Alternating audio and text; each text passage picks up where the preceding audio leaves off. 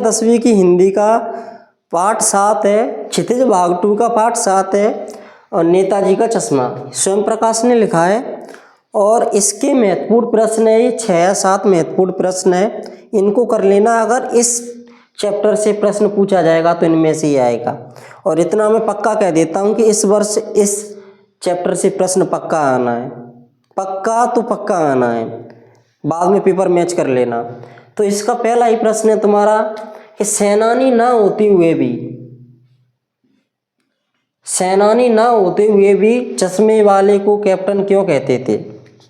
कि सेनानी नहीं थे फिर भी लोग चश्मे वाले को कैप्टन क्यों कहते थे? पहला ही प्रश्न है, इजी क्वेश्चन है। इसका प्रश्न क्रमांक 2 है, मूर्ति पर सरकंडे का चश्मा क्या उम्मीद जगाता था? अब तुम कहोगे कि 6-7 क्वेश्चन करते तो तुम्हारे चैनल पे थोड़ी आते हम। 2 कर लेना, ये शुरू के 2 क्वेश्चन कर लेना, इन्हीं में से एक क्वेश्चन आएगा तो चलो आ ही जाएगा तुम्हारा पहला। और जिनको हिम्मत है 6 करने की, 6 की 6 ही करना पूरे। तीसरा प्रश्न है इसका, हवलदार साहब मायूस क्यों हो गए थे? कई बार मेरी कई हुई चीज़ वैसी की वैसी मिलती है, शायद अथवा हमें ऐसी मिले कि पान वाले का एक रेखा चित्र प्रस्तुत कीजिए। 2 प्रश्न है इसमें, ध्यान से देख लो। हवलदार साहब मायूस क्यों हो गए थे? पान वाले का कर लो, यहाँ पर एक रेखा चित्र प्रस्तुत कीजिए। प्रश्न क्रमांक 4, नेताजी सुभाष चंद्र बोस की मूर्ति को देखकर लेखक के मन में कौन सी कमी खटकी?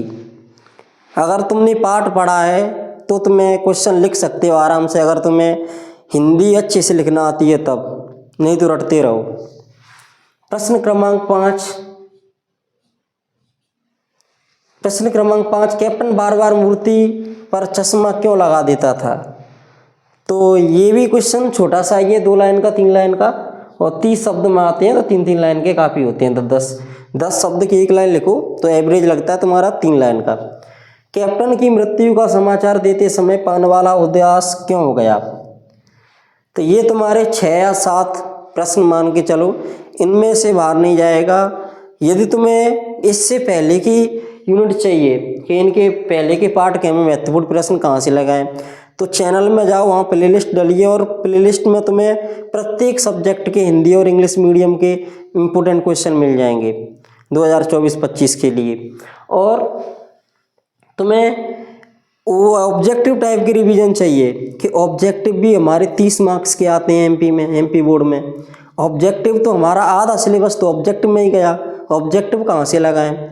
तो ऑब्जेक्टिव की तुम्हें अगर PDF चाहिए तो PDF तो पार्सल करा नहीं सकता मैं, है मेरे पास, लेकिन मैं करा नहीं सकता। लेकिन तुम रजाई में डले भी लगा सकते हो। इसी में जाओ, प्रत्येक सब्जेक्ट की तुम्हें ऑब्जेक्टिव के रिवीजन मिल जाएंगे। और वो मैंने अपने हाथ से नहीं बनाए, वो तुम्हारे बोर्ड ने ही प्रोवाइड किए हैं, तो वहीं से लिए गए हैं। तुम आराम से पढ़े लगाते रहोगे, 2-2 बार देख लो, हो गया काम बस। 1 मार्क्स का भी ऑब्जेक्टिव बाहर नहीं जाएगा।